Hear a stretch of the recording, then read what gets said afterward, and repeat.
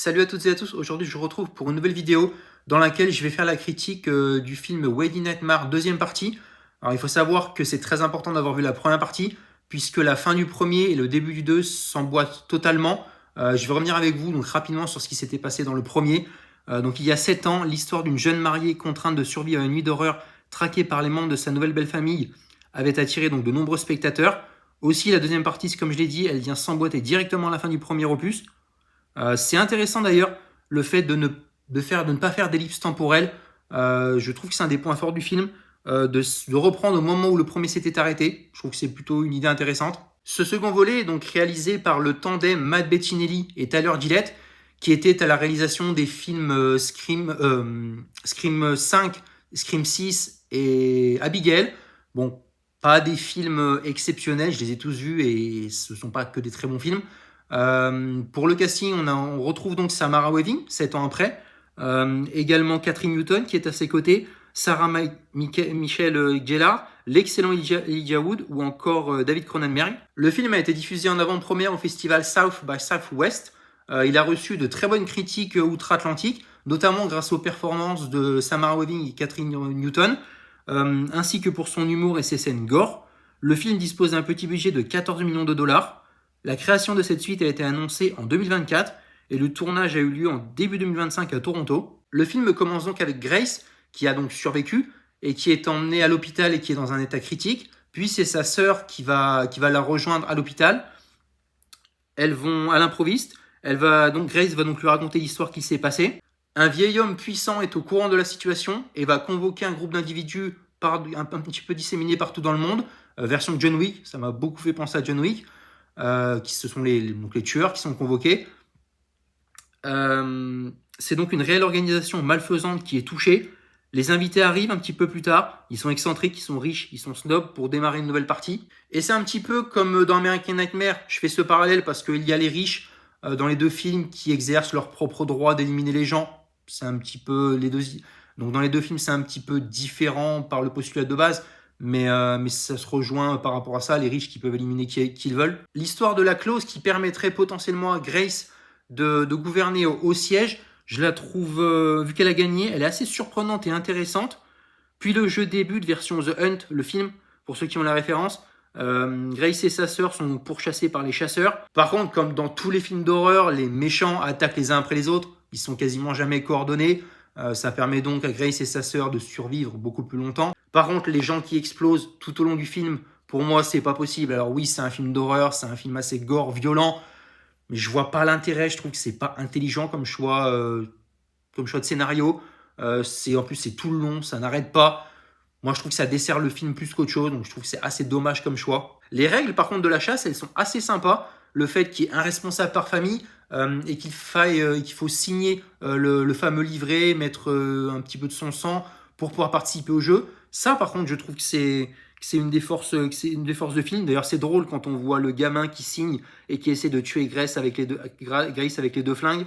Le film, il se poursuit, il est toujours aussi violent, toujours aussi sanglant, avec une fin qui me semblait être prévisible, puisque pour s'épargner, elle et sa sœur, elle va accepter un mariage.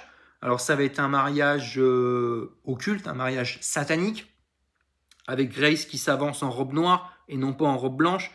Elle finit donc par éliminer froidement et violemment son nouveau mari et prend la place du haut siège en prenant la bague. Et j'aime bien le fait qu'elles disent, voilà, maintenant qu'on est dans la même famille, ce sont les règles et j'ai le droit de t'éliminer. D'ailleurs, ça c'est aussi un des points forts, c'est que les traditions, elles sont respectées. D'ailleurs, le personnage d'Elijah Wood qui ne conteste pas. Il dit oui, vous avez le droit de faire ça. Toutes les règles et les traditions sont respectées. Donc ça, c'est un point intéressant du film. Et du coup, le film se termine avec les deux sœurs qui sont épargnées. On ne s'attendait pas à un film, à une fin où ni l'une ni l'autre n'y passe. Donc ce sont deux survivantes. C'était là, en ce point, que je m'attendais à ce que le film soit prévisible, et surtout la fin. Donc elles repartent tous les deux du domaine avec la chèvre à la main, et donc elles quittent ce cauchemar. Pour être un peu plus technique maintenant, je trouve que ce film, Wedding Nightmare 2, il est un petit peu dans la lignée des films d'horreur classiques, c'est-à-dire que de toutes les suites du même acabit, c'est-à-dire faire comme le précédent mais en plus gros, c'est-à-dire que le domaine est encore plus grand, les armes sont plus grosses, les chasseurs sont plus nombreux, d'une traquée on passe à deux. Le film va beaucoup jouer sur son second degré, sur son postulat de base qui est assez grotesque, qui est même complètement grotesque. C'est drôle, loufoque, avec une folie permanente, un humour noir, avec en bonus la bande originale qui est de qualité et qui reprend même les classiques de Dirty Dancing par exemple. Après, il y a un autre point qui est pour moi intéressant de soulever, c'est l'apparition de la sœur, son introduction. Si on le prend sous le prisme d'un film indépendant, c'est intéressant et ça apporte quelque chose au film. Mais dans la continuité du premier opus, ça devient trop brutal, ça devient anormal et un petit peu étrange. Après, c'est mon point de vue par rapport à cette situation. Comme pour la galerie de nouveaux personnages, de nouveaux protagonistes qu'on a dans cet opus, certains sont bien, sont intéressants, mais d'autres ne sont pas trop, on leur voit leur potentiel trop inutilisé, donc c'est un petit peu dommage. Après, il y a l'histoire de la société secrète qui veut dominer la planète, que je trouve un petit peu exagérée pour ce genre de film. S'emparer du pouvoir absolu et gouverner, c'est une idée trop complexe et surréaliste pour ce film. Avec toujours cette envie, de toute façon pour les films d'horreur, c'est une petite critique que j'ai, c'est de vouloir faire tout le temps des suites en fait. Et pas tout le temps à la hauteur, même souvent pas à la hauteur. Il y a plein d'exemples, on peut penser à Bienvenue à Zombieland, le premier était excellent, le deuxième un peu moins. Happy Birthday, d'ailleurs les films je me rappelle même pas de quoi ça parle.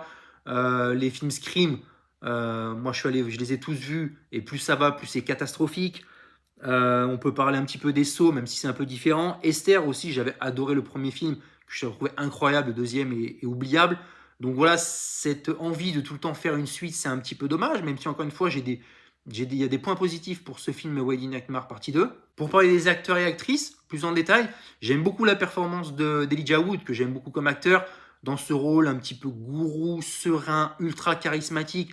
Je trouve que ça lui va très très bien et il est très fort. Il dirige l'assemblée, il respecte les règles et les traditions et ça marche très bien. Samara Weaving, Catherine Newton sont remarquables dans cette œuvre noire. C'est un film qui a malgré tout des idées assez originales. Il y a plusieurs idées que j'ai soulevées que je trouve très bien. Il y a un peu trop de gore, l'idée des gens qui explosent, pour moi, ça ne passe pas du tout. Mais c'est un film qui est agréable à voir, qui a des idées plutôt originales. Après, ça reste une traque assez banale.